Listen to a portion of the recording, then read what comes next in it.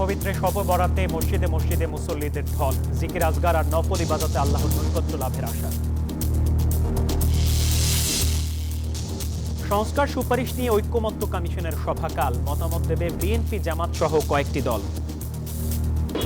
এই সংস্কারের আলোচনা দেশে একটা গণতান্ত্রিক ব্যবস্থা প্রতিষ্ঠার জন্য এগিয়ে নিয়ে যাবে দেশকে।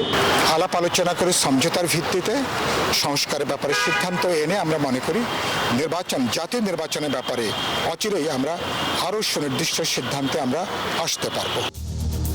অবজ্ঞা না করার পরামর্শ রিজভীর। অভ্যুত্থানে পুলিশের গুলিতে শহীদ হাসানের জানাজা শেষে কফিন মিছিল, গণহত্যার দায়ে আওয়ামী লীগের রাজনীতি নিষিদ্ধের দাবি।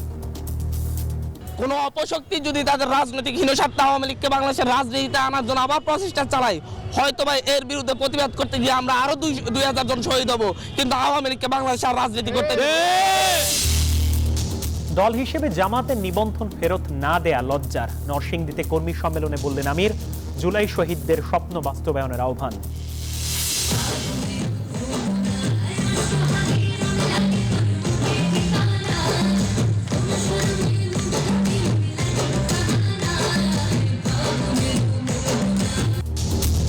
বসন্ত ভালোবাসায় রঙিন নতুন বাংলাদেশ, নগরীতে তারুণ্যের ঢল।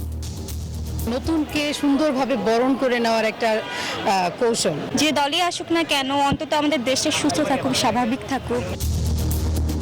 লেগেছে 21-এর বইমেলা প্রাঙ্গণেও। বাংলাদেশে পথ পরিবর্তনে মার্কিন সংশ্লিষ্টতা নাকচ করলেন ট্রাম্প। ভারতকে যুদ্ধ বিমান দেওয়ার প্রস্তাবে ক্ষুব্ধ পাকিস্তান। এবং চ্যাম্পিয়ন্স ট্রফিতে জয়ের লক্ষ্যে মাঠে নামবে বাংলাদেশ। দুবাইয়ে বুধবার প্রতিপক্ষ ভারত, যে কেউ হতে পারে গেম চেঞ্জার বললেন। স্বাগত নিউজ 24 সংবাদের সাথে আছি আমি মাহমুদুল হাসান। দেখছিলেন সংবাদ শিরোনাম, এবার বিস্তারিত। ভাগ্য রজনী পবিত্র শবে বরাত আজ। এই মহিমান্বিত রাতে গুনাহ মাফের আশায় ইবাদত বন্দেগী আর জিকির আজগারে মশগুল ধর্মপ্রাণ মুসল্লিরা। দেশ জুড়ে মসজিদে মসজিদে চলছে দোয়া মাহফিল। মুসল্লিরা বলছেন তারা বিশ্ব মুসলিম উম্মাহর মধ্যে শান্তি কামনা করছেন, দেশের দ্বন্দ্ব কলহ থেকে মুক্তি কামনা করছেন। জাতীয় মসজিদ বায়তুল মোকাররম সহ সারা দেশের মসজিদগুলোতে মুসল্লিরা ব্যস্ত দোয়া আর নফল নামাজে। কেউ কেউ আবার বাড়িতে বসেই করবেন নফল ইবাদত। প্রিয়জনদের কবর জিয়ারতেও ব্যস্ত অনেকে।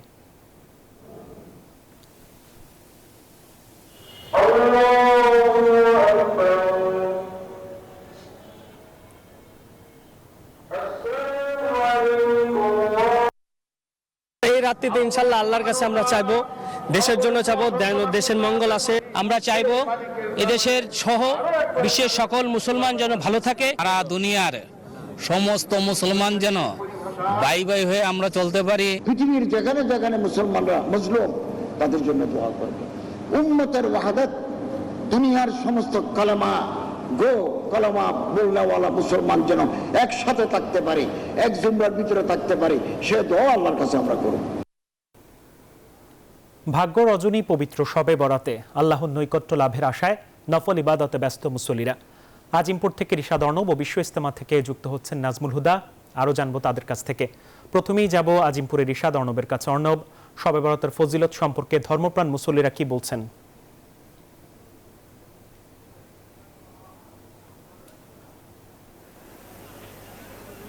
এই মুহূর্তে কিন্তু আমরা আছি আজিমপুর কবরস্থানের যে ব্রিজের ঠিক উপরে। আসলে শবে বরাতের যে আরবি শব্দ লাইলাতুন নিফসি বিন শাবান, এটি মানে কিন্তু হচ্ছে হিজরি সনের যে শাবান মাসের ঠিক যে 14 তারিখ দিবাগত রাতকে বলা হয় আসলে শবে বরাত রাত। যদিও আসলে আমাদের এই উপমহাদেশের পরিভাষা হিসেবে কিন্তু শবে বরাত বলা হয় এই রাতটিকে। তবে এই রাতের যে তাৎপর্য, এই রাতের তাৎপর্য কিন্তু ইসলামী বিশ্বাস অনুযায়ী বলা হয় যে এই রাতে আল্লাহ তাআলা তার বান্দাদের গুনাহ মাফ করেন এবং রহমতের দরজা খুলে দেন। এর পাশাপাশি যারা অনেকেই মুসলিমরা কিন্তু এই রাতে বিশেষ ইবাদত, কেউ নফল নামাজ, কেউ কোরআন তিলাওয়াত, কেউ আবার আল্লাহর কাছে দোয়া করে থাকে। তবে এই রাত সম্পর্কে আসলে অনেক ধর্মীয় চিন্তাবিদদের বিভিন্ন ধরনের মতামত হলেও সকলেই কিন্তু বলছেন যে এই রাতের যে পবিত্রতা, এই রাতে সকলে চান যে আল্লাহর কাছে যে নৈকট্য লাভ, সে নৈকট্য লাভের আশায় কিন্তু সকলেই, কেউ মসজিদে আমরা দেখি জিকির আজগার করছেন, কেউ কোরআন তিলাওয়াত করছেন। এই মুহূর্তে আমরা আসলে দেখতে পাচ্ছি যে অনেকেই তার পরিবারের বিভিন্ন সদস্যদের জন্য আত্মার মাগফিরাত কামনার জন্য আজিমপুর কবরস্থানে ভিড় করছে। আমরা তাদের সাথে কথা বলে দেখেছি অনেকে কিন্তু যে তাদের যে এশার নামাজ, সেই নামাজ আদায় করার পর তাদের পরিবার, কারোর সাথে ছোট বাচ্চা, কারো আবার পরিবার পরিজন নিয়ে কিন্তু তারা এই আজিমপুর কবরস্থানে এসেছে। তারা যেটি বলতে চাচ্ছে যে এই রাতকে কেন্দ্র করে যেন তাদের পরিবারের আত্মার মাগফিরাত কামনা হয়, তারা যেন তাদের যে মৃত ব্যক্তি, কারো বাবা, মা বা বোন, সবাই যেন আসলে জান্নাতবাসী হন, এই প্রত্যাশা কিন্তু সকলে এই আজিমপুর কবরস্থান থেকে আমরা দেখতে পাচ্ছি। এই ছিল আসলে আমরা আজিমপুর কবরস্থান থেকে আমার কাছে সর্বশেষ। এই মুহূর্তে আমরা আমাদের সহকর্মী নাজমুলের কাছে চলে যাচ্ছি। আপনাকে ধন্যবাদ। আপনি যেমনটি রাজধানীর থেকে জানাচ্ছিলেন সর্বশেষ খবর, এই মুহূর্তে রয়েছে আমি টুঙ্গীর বিশ্ব ইজতেমায়, এবং আমরা জানেন যে ধর্মপ্রাণ মুসলমানরা কিন্তু তসবিহ হাতে জায়নামাজ এবং মাথায় টুপি পাঞ্জাবি পরে কিন্তু এই যে ইজতেমার মাঠে তাদের আসতে দেখা যাচ্ছে। এবং আমরা যদি একটু দেখাই যে ধর্মপ্রাণ মুসলমানরা কিন্তু দেখতে পাচ্ছেন যে এখনও কিন্তু দলে দলে কিন্তু ইজতেমার ময়দানে তারা আসছে। এবং যেহেতু শবে বরাত, এটাই ইতিহাসের প্রথম সেই শবে বরাত একই সঙ্গে ইজতেমার মাঠে তারা এসে তারা কিন্তু এইখানে রয়েছে। আমরা যদি আপনার সাথে একটু কথা বলতে চাই, এই মুহূর্তে আসলে আপনাদের কি চাপ? আজকে রাতটা হচ্ছে কঠিন একটা রাত। এই সব রাতের রাত্রে এই ইজতেমা ময়দানে আসছি নিজের জন্য দোয়া করতে, বাপ মার জন্য দোয়া করতে এবং দেশবাসী এবং বিশ্ববাসীর জন্য দোয়া করতে আসছি। এবং এই ইজতেমা ময়দান মাঠে আইসা যা আল্লাহর কাছে চাইছি জীবনে তাই পাইছি। ধন্যবাদ আপনাকে, যেমনটা আসলে বলছেন। এবং আমরা যদি আরেকজনের সাথে একটু কথা বলতে চাই যে আজকের দিনে যে ইবাদত বন্দেগী আপনারা করছেন, এবং এই ইবাদত বন্দেগীর মধ্যে আপনারা আসলে কী ধরনের ইবাদত করতে চান? জি, আমরা শুধু আল্লাহ তাআলার জন্য ইবাদত করতে চাই, এবং আমাদের এই ময়দানটা টুঙ্গির ময়দান যাতে হেদায়েতের ময়দান হয়, এবং সারা জীবন যেন আমাদের এই হেদায়েতের ময়দান যেন অব্যাহত থাকে, এজন্য আমাদের চাওয়া পাওয়া, আমাদের কাকরাইল, আমাদের টুঙ্গি, এই ময়দানগুলো যাতে আমাদের হেদায়েতের জন্য আমরা প্রত্যেক বছর এরকমভাবে সুন্দরভাবে যেন আমরা এই ইজতেমা। আপনাকে যেমনটি আসলে বলছিলেন, এবং তারা কিন্তু ধর্মপ্রাণ মুসলমানরা কিন্তু বিশ্ব ইজতেমার ময়দানে আসতে শুরু করছে। এবং আগামীকালকে কিন্তু যে নানান কর্মসূচি রয়েছে, যেহেতু পবিত্র শবে বরাতের তারা কিন্তু কিছুক্ষণের মধ্যেই কিন্তু যে নামাজ পড়বেন, এবং নামাজ পড়ে কিন্তু তাদের যে সারা রাতের যে ইবাদত বন্দেগী সেটা আসলে তারা করতে চায়। এই ছিল আমার কাছে বিশ্ব ইজতেমার সর্বশেষ খবর। ফিরে যাচ্ছি স্টুডিওতে। নাজমুল এবং অর্ণব, আপনাদের দুজনকে ধন্যবাদ। সংস্কার কমিশনগুলোর সুপারিশ নিয়ে কাল থেকে রাজনৈতিক দলগুলোর সাথে সংলাপে বসছে জাতীয় ঐক্যমত্য কমিশন। প্রথম দিন সংলাপে যাচ্ছে বিএনপি, জামাত সহ কয়েকটি দল। দেশের বর্তমান বাস্তবতায় ফ্যাসিবাদ ঠেকাতে রাজনীতিতে ঐক্য দরকার বলে মনে করেন বিএনপি নেতা আমানুল্লাহ আমান। আর বিপ্লবী ওয়ার্কার্স পার্টির সাইফুল হকের আশা সংকট উত্তরণে ভূমিকা রাখবে দলগুলোর মতামত। মাহমুদুল হাসানের প্রতিবেদন। জুলাই অভ্যুত্থানে বদলে যাওয়া বাংলাদেশের বিভিন্ন সংস্কারের স্বপ্ন দেখায় অন্তর্বর্তী সরকার। নির্বাচন, দুদক, বিচার বিভাগ, সংবিধান সহ বিভিন্ন খাতে দিনবদলের আশায় গঠিত হয় সংস্কার কমিশন। তাদের সুপারিশ যাচাই বাছাই করতেই প্রধান উপদেষ্টা ডক্টর মোহাম্মদ ইউনূসের নেতৃত্বে গঠিত হয়েছে 7 সদস্যের ঐকমত্য কমিশন। এবার সংস্কার কমিশনগুলোর সুপারিশ নিয়ে রাজনৈতিক দলগুলোর সঙ্গে শনিবার বৈঠক শুরু করছে ঐকমত্য কমিশন। শুক্রবার রাজধানীতে এক অনুষ্ঠানে শিল্প উপদেষ্টা আদিলুর রহমান খান জানান, দেশে আর ফ্যাসিবাদ মাথা চাড়া দিয়ে উঠতে পারবে না। আগামীকাল থেকে যে সংস্কার নিয়ে আলোচনা শুরু হবে রাজনৈতিক দলগুলোর সঙ্গে, এই সংস্কারের আলোচনা দেশে একটা গণতান্ত্রিক ব্যবস্থা প্রতিষ্ঠার জন্য এগিয়ে নিয়ে যাবে দেশকে। এ সময় বিএনপি নেতা আমানুল্লাহ আমান বলেন, গণঅভ্যুত্থানে ফ্যাসিবাদের পতন হলেও রাজনীতিতে এখনো ষড়যন্ত্র থামেনি। আমরা আশা করব জাতির যেটা প্রত্যাশা, দ্রুত একটি নির্বাচন দিয়ে জনগণের সরকার কায়েম হবে এবং জনগণ এই সরকার পরিচালনা করবে। জাতীয় ঐকমত্য কমিশনের বৈঠকে প্রথম দিনই যাচ্ছে বিএনপি, জামায়াত, যাবে বিপ্লবী ওয়ার্কার্স পার্টি সহ গণতন্ত্র মঞ্চের 6 দল। দলটির সাধারণ সম্পাদক সাইফুল হক নিউজ 24-কে জানান, কেউ কেউ সংস্কার এবং বিচারকে নির্বাচনের বিপরীতে দাঁড় করানোর চেষ্টা করছে। আমরা সংস্কারের ব্যাপারে তো প্রতিটা রাজনৈতিক দলের আমাদের পাবলিক কমিটমেন্ট আছে, সুতরাং একটা গ্রহণযোগ্য অবাধ নিরপেক্ষ নির্বাচনের জন্য অনেকগুলো পরিবর্তন, অনেকগুলো সংস্কার প্রয়োজন। প্রতিটা দলই সংস্কারের পক্ষে। কোনটা আমরা গ্রহণ করব, কোনটা আমরা হয়তো পরবর্তী সময়ের জন্য রাখবো, এটা আলাপ আলোচনার বিষয়। দল ও জোটের সাথে ঐকমত্য কমিশন আলাপ আলোচনা করে সমঝোতার মাধ্যমে জাতীয় নির্বাচনের ব্যাপারে দ্রুত সুনির্দিষ্ট সিদ্ধান্তে পৌঁছানোর আশ্বাস প্রকাশ করেন তিনি। অনেকে বলবার চেষ্টা করছেন যে এত দ্রুত নির্বাচন চাইছেন কেন। বাস্তবে তো 16টা বছর মানুষ তো ভোট দিতে পারেনি।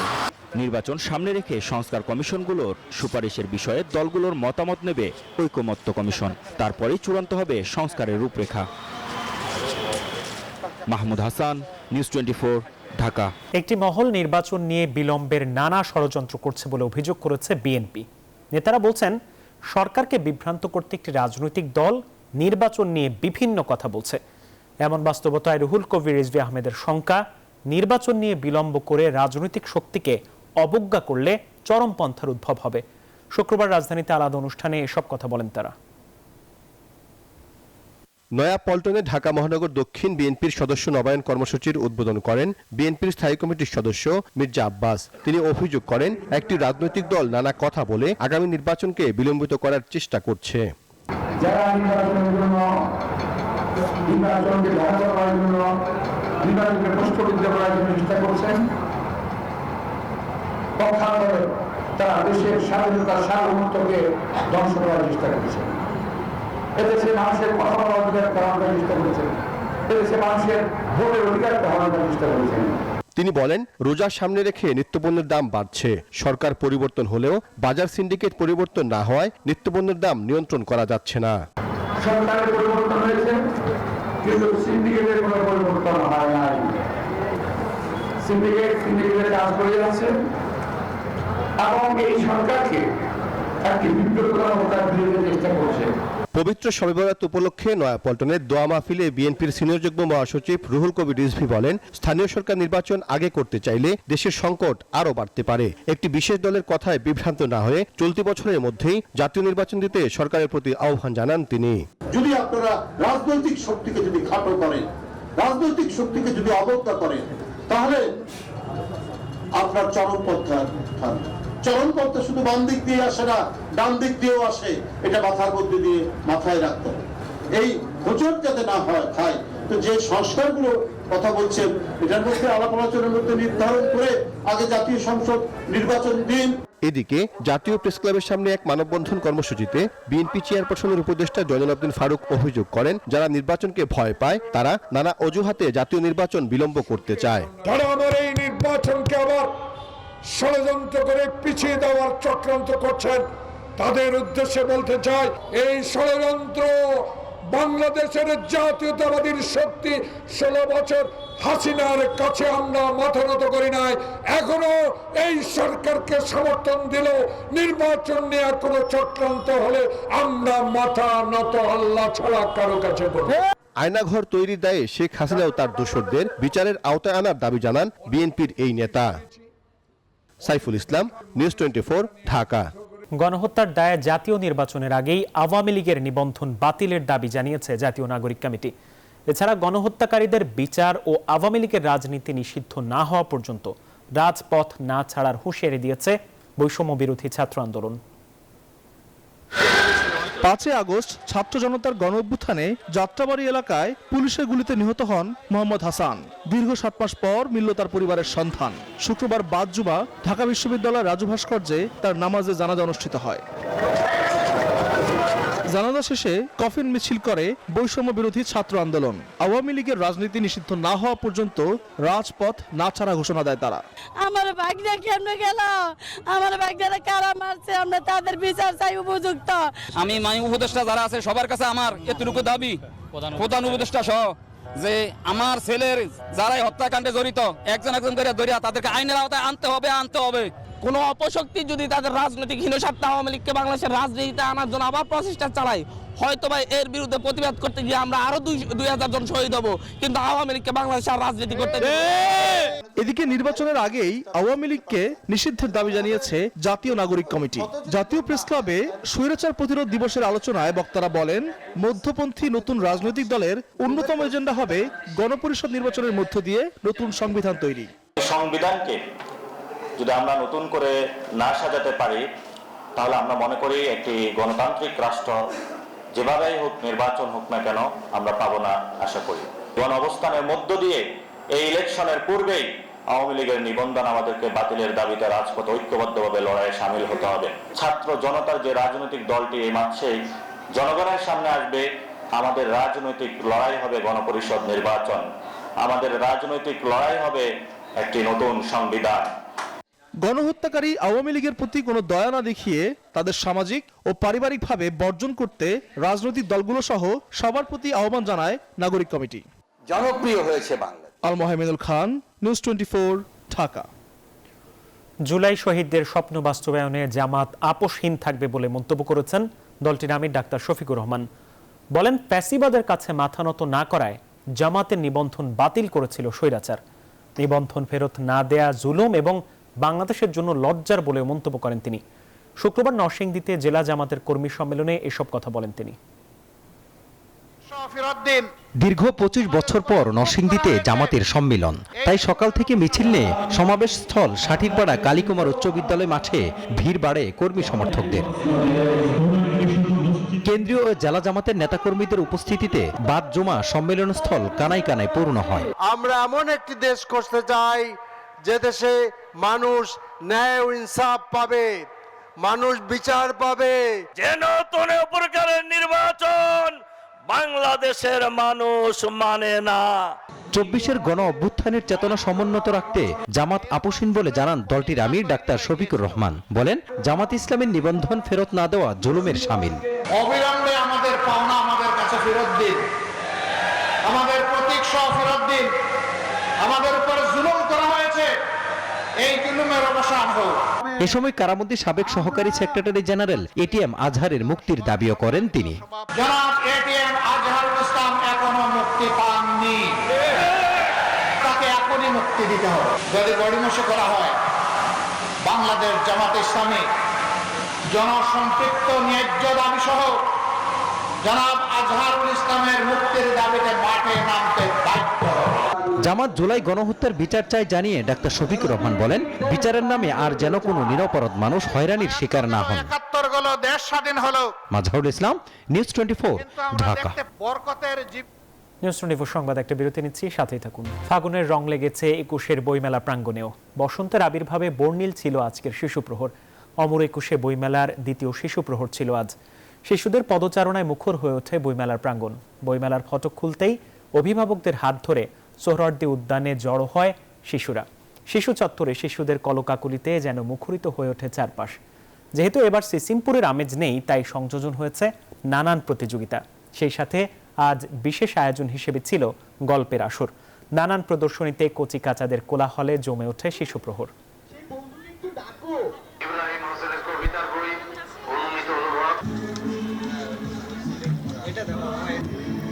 ভালোবাসা ও বসন্তের রং লেগেছে রাজধানীর 5 তারকা হোটেলগুলোতে।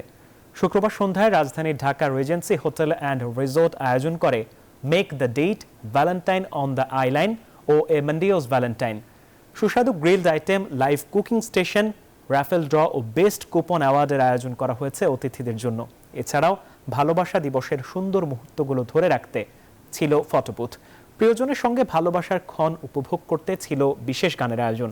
13 থেকে 15 ফেব্রুয়ারি সন্ধ্যা 6:30 থেকে রাত 10:30 পর্যন্ত চলবে এই আয়োজন।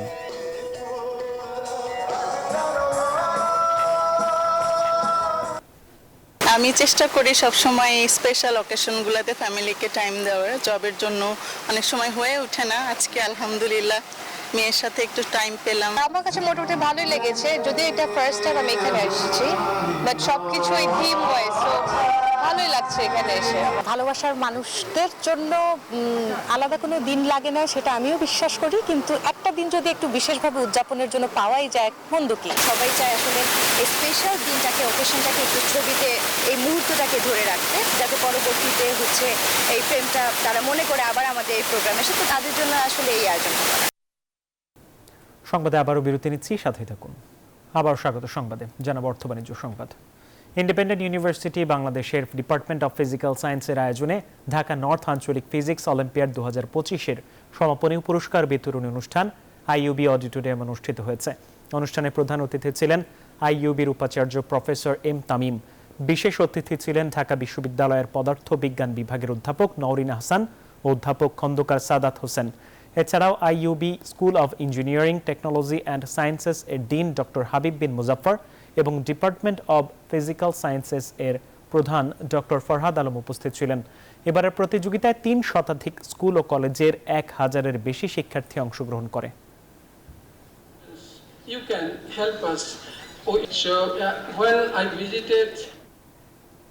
আন্তর্জাতিক প্রসঙ্গ, বাংলাদেশের রাজনৈতিক পট পরিবর্তনে যুক্তরাষ্ট্রের ভূমিকা নাকচ করে দিয়েছেন ডোনাল্ড ট্রাম্প। তবে ঢাকা ইস্যুতে ট্রাম্পকে দিল্লির অবস্থান জানিয়েছেন মোদি, এমন তথ্য দিয়েছে দেশটির পররাষ্ট্র মন্ত্রণালয়। তবে আঞ্চলিক সংকট ছাপিয়ে ট্রাম্প মোদির বৈঠকে গুরুত্ব পেয়েছে বাণিজ্য আর সামরিক সহায়তা ইস্যু। এদিকে ভারতের কাছে যুক্তরাষ্ট্রের যুদ্ধবিমান বিক্রির প্রস্তাবের কড়া সমালোচনা করেছে পাকিস্তান।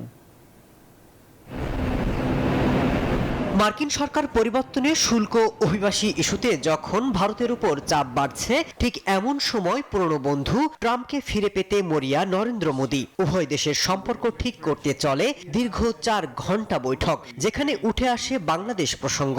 বাংলাদেশের ক্ষমতার পালাবদলে মার্কিন ডিপ স্টেট জড়িত ছিল ট্রাম্পকে এমন প্রশ্ন ছুড়ে দেন ভারতীয় সাংবাদিক। What you would like to say about the Bangladesh issue? Well, there was no role for our deep state. It was this is something that the Prime Minister has been working on for a long time and has been worked on for hundreds of years, frankly. I've been reading about it. But I will leave Bangladesh to the Prime Minister. তবে বাংলাদেশ ইস্যুতে দিল্লির অবস্থান ট্রাম্পের কাছে পরিষ্কার করেছেন মোদি, এমন মন্তব্য করেছেন ভারতের পররাষ্ট্র সচিব Vikram Mishra. With regard to recent developments in Bangladesh. 2030 সালের মধ্যে ভারত এবং যুক্তরাষ্ট্রের মধ্যে বাণিজ্য দ্বিগুণ বৃদ্ধি পেয়ে $500 বিলিয়ন হবে বলে জানান মোদি। ভারতের কাছে যুদ্ধবিমান বিক্রির প্রস্তাব দেন ট্রাম্প, তবে তার বিরোধিতা করে উদ্বেগ জানিয়েছে ইসলামাবাদ। যুক্তরাষ্ট্রের সাথে ভারতের বাণিজ্য ক্রমাগত বেড়েছে। চীনের বিরুদ্ধে লড়াইয়ে যুক্তরাষ্ট্রের সহযোগী হিসেবে আবির্ভূত হয়েছে ভারত। এমন অবস্থায় আঞ্চলিক ইস্যুতে বেশ কৌশলী হয়েছেন ট্রাম্প। প্রেসিডেন্ট হিসেবে ট্রাম্পের দ্বিতীয় মেয়াদেও এ ধারা অব্যাহত থাকবে বলে মত বিশ্লেষকদের। মাসুদ রানা, নিউজ 24। সময় হলো আরেকটা বিরতির, সাথেই থাকুন। আবার স্বাগত সংবাদে জানাবো খেলার খবর। বাংলাদেশকে খাটো করে দেখায় অস্ট্রেলিয়ার সাবেক অধিনায়ক রিকি পন্টিংকে জবাব দিলেন বিসিবির cricket operations chairman Nazmul Abedin Fahim. তার মতে শিরোপার জন্যই লড়াই করবে নাজমুল শান্তর দল। এছাড়াও দলে এক্স ফ্যাক্টরের কমতি নেই, বরং এই স্কোয়াডকে গেম চেঞ্জার হিসেবে দেখছেন ফাহিম। মঞ্চ প্রস্তুত, লড়াই শুরুর অপেক্ষা। দরজায় কড়া নাড়ছে চ্যাম্পিয়ন্স ট্রফি, কিন্তু কতদূর যাবে টাইগাররা? উত্তরটা সময়ের হাতে, তবে অনেকের মনে সংশয়। অস্ট্রেলিয়ার বিশ্বকাপ জয়ী অধিনায়ক রিকি পন্টিং তো বলেই দিয়েছেন বাংলাদেশের চেয়ে আফগানিস্তানের সম্ভাবনা বেশি। কারণটা অবশ্য সিনিয়রদের উপর অতিরিক্ত নির্ভরতা আর বড় মঞ্চে চাপ নিতে না পারার ইতিহাস। এ নিয়ে অধিনায়ক শান্ত নীরব থাকলেও বিসিবির cricket operations chairman Nazmul Abedin সাফ জানিয়ে দিলেন, শুধু অংশ নিতে নয়, শিরোপার জন্য লড়বে টাইগাররা। গত 4-5 মাসে বাংলাদেশ দলের যথেষ্ট উন্নতি হয়েছে, যেটা হয়তো রিকি পন্টিং দেখেনি বা এই সম্পর্কে রিকি পন্টিং ধারণা করতে পারবে না। আমাদের দলের অনেকগুলো গ্যাপের জায়গা ছিল, কিছু কিছু জায়গা ছিল যেখানে আমরা দ্রুত রান করতে পারতাম না, কিছু কিছু জায়গা ছিল যেখানে আমাদের কনফিডেন্সের অভাব ছিল। ওইসব জায়গার মধ্যে কিছুটা পার্থক্য বোধহয় আমরা এবার দেখতে পাবো। এবারের চ্যাম্পিয়ন্স ট্রফিতে তারুণ্য ভরসা রেখে এগুচ্ছে বাংলাদেশ। দলে এক্স ফ্যাক্টরের কমতি নেই, তারপরও এই স্কোয়াডকে গেম চেঞ্জার হিসেবে দেখছেন নাজমুল আবেদিন। আমাদের 11 জন যারা খেলবে, 11 জনই কিন্তু এক্স ফ্যাক্টর খেলবে। এদের প্রত্যেকের সেই সক্ষমতা আছে, প্রত্যেকেরই ক্ষমতা আছে খুব পাওয়ারফুল ক্রিকেট খেলার, এগ্রেসিভ ক্রিকেট খেলার, এবং ওরা প্রত্যেকেই কিন্তু একটু অ্যাটাকিং ক্রিকেটার প্রত্যেকেই। বোলিং ডিপার্টমেন্টও আস্থা বিসিবির, পেস ইউনিট তো আছেই, সাথে রিশাদ হাসান হতে পারে বড় মঞ্চের বিস্ময়। আমাদের পেস অ্যাটাক নিয়ে মোটামুটি আমরা এখন গর্ব করতে পারি। পাশাপাশি কিন্তু একজন লেগ স্পিনার ইন্ট্রোডিউসড হয়েছে এবং একটা রিলায়েবল পেস অ্যাটাক আছে। বিপিএল শেষে ওয়ানডে ফরম্যাট মানিয়ে নেওয়ার বড় চ্যালেঞ্জ হলেও প্রস্তুতি নিয়ে আশাবাদী বাংলাদেশ। মিশন একটাই, চ্যাম্পিয়ন্স ট্রফিতে নতুন ইতিহাস লেখা। ইমরান হোসেন, নিউজ 24, ঢাকা। এই ছিল সংবাদে, ধন্যবাদ সবাইকে।